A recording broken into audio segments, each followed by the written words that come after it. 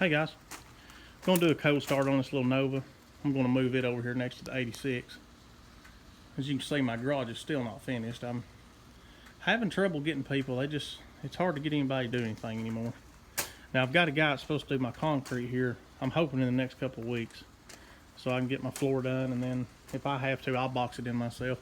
I'm not a carpenter. It's not my thing.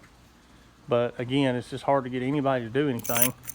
The guy that I had put the poles and the roof up, that just turned into more than what I wanted to fool with. Just too much drama.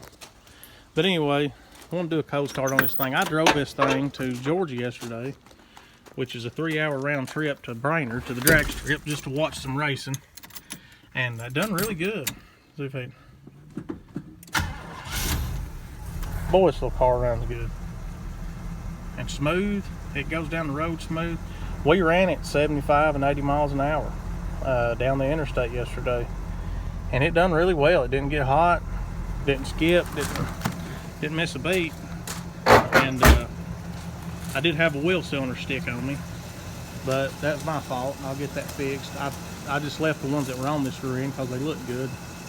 And but I've got some new ones I'll put on it.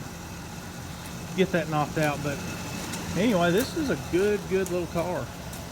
Like I said, I've got a 67 Chevelle. I've never done a video on it. It's a 4-door. It was my grandmother's car. It's got a lot of rust in it. The floors, the wheel wells in the back have a little rust. So my plans are to make a big tire car out of it, race car. It's just not worth fixing, but it was my mama's, so I want to do something with it. So that's probably what I'm going to end up doing with that car, just making a drag car. Now this car, again, I'm kind of on the fence about selling it or just playing with it. But I talked to Tim Dixon, and he was talking about how he could fix my wheel wells in the back so I could get maybe a little drag radial under it. So probably gonna let him do that.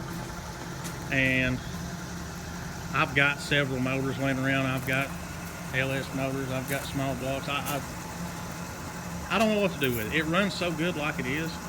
I hate to tear it apart. It's just such a good little cruiser, and it got a lot of attention at the drag strip yesterday. Everybody that walked by was looking at it.